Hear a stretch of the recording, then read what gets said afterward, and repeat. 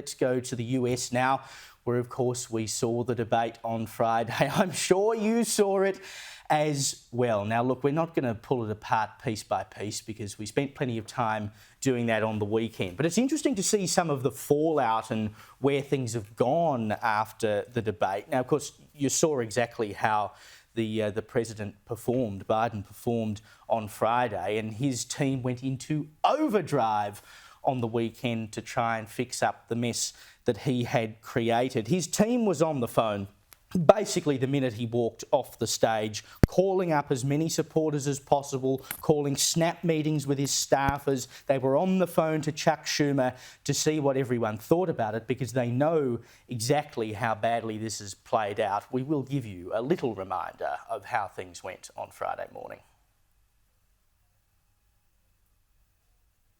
So we haven't got that grab just yet.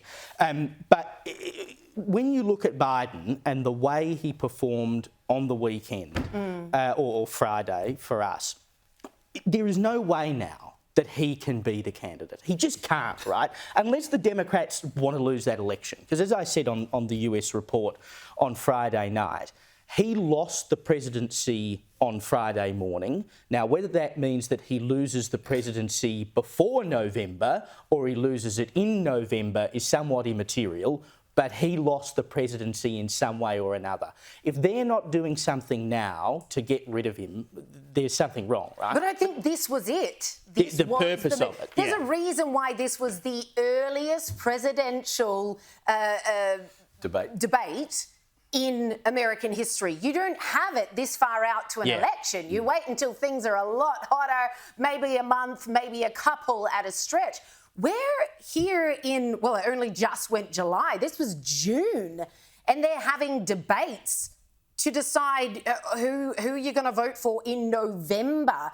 And I said this months ago when the Dems did this dramatic 180. No, we're not going to debate. No, we're not going to have a presidential debate. All of a sudden, yes, we are. I said there's only two reasons why they would do this. Number one, because we're going to see the Manhattan Project of pharmaceutical stimulants and everyone's going to be like, oh, actually, it wasn't that bad. I think he's up for it. He's got my vote. It failed if they did. Or option number two, and this one always had my money, was that this was deliberate. The whole idea was to do it this early so people could watch him crash and burn, and the Democrats would have the justification to do a ditch and switch with quite a few months out to the election, as opposed to if they'd done it in normal presidential debate time, that would have been a very, very dire situation. So they make sure the debate happens in June.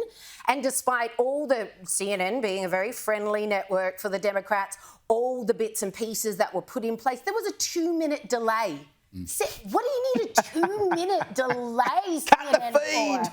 What were you anticipating could happen while the debate was underway?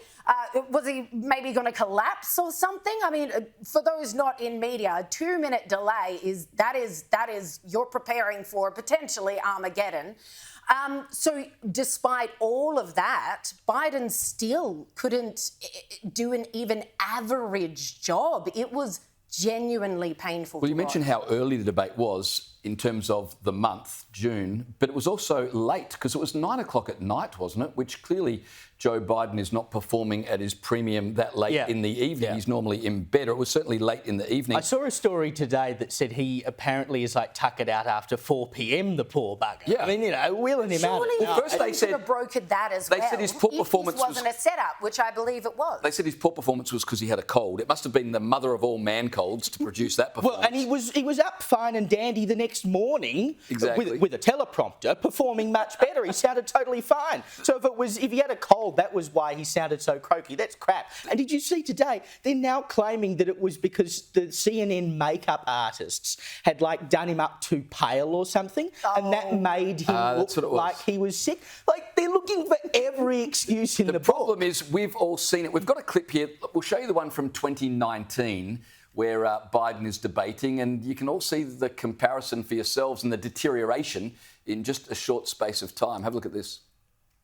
I continue to think we have to make fundamental changes in civil rights, and those civil rights, by the way, include not just only African Americans, but the LGBT community. he wants to get rid of the ability of Medicare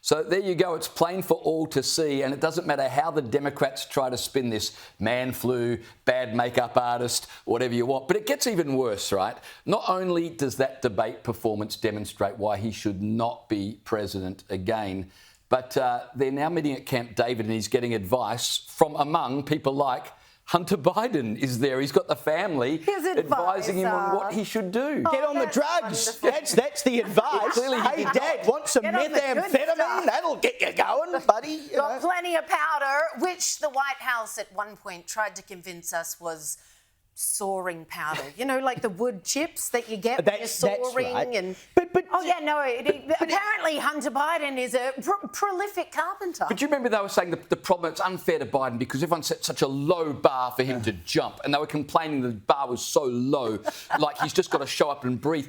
Well, he couldn't even jump that. I know. Well, he was barely breathing, right? But I couldn't get over Nancy Pelosi. Then coming out afterwards, and like you saw it with your own eyes, what happened at that debate. You know, Biden is utterly demented. His brain is mashed potato. We can all see it. So Nancy Pelosi comes out and says, perhaps it's not Biden we should be worried about. There's another man with dementia that's a bigger threat.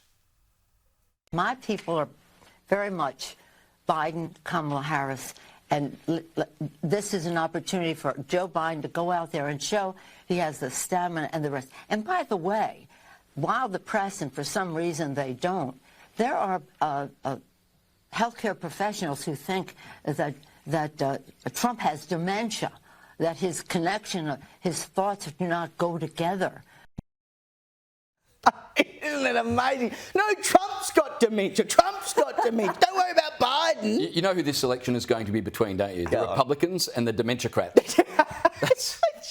Where did you get that one from? How can you say that? How can you say that with a straight face? Oh, it's Nancy Pelosi. She said worse with a straight face. True. And there are moments when I've wondered whether Nancy Pelosi is all there herself, to be quite frank. She's faltering. She's just as ancient as Joe Biden is. Well, I mean, I think even Jill is showing signs of dementia. I mean, do you remember after the debate, and she says to Joe, "You did so good. No. So great." And you answered all the questions. But wait, and then she says to the crowd, she says, "And what did Trump do?" Just after she's told absolute porkies, because he knows he didn't do great, she knows he didn't do great, we all know he didn't do great. And then she goes, "But Donald Trump lies." She's just lied to her husband about his performance. No. It's not a sign that she has dementia. That's a sign that she is desperate to continue living in the White House, and she's propping up her husband every single day to try and keep him in the place. Because you look at everywhere he goes now, he's holding her hand, he's leading her, she waves to the public.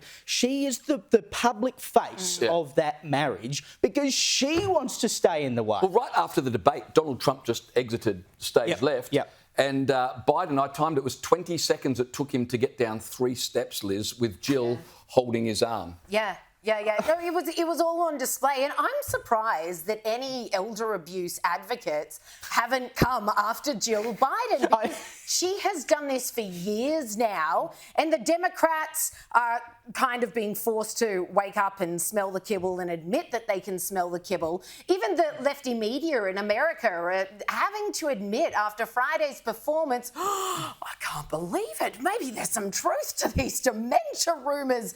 The guy is not okay.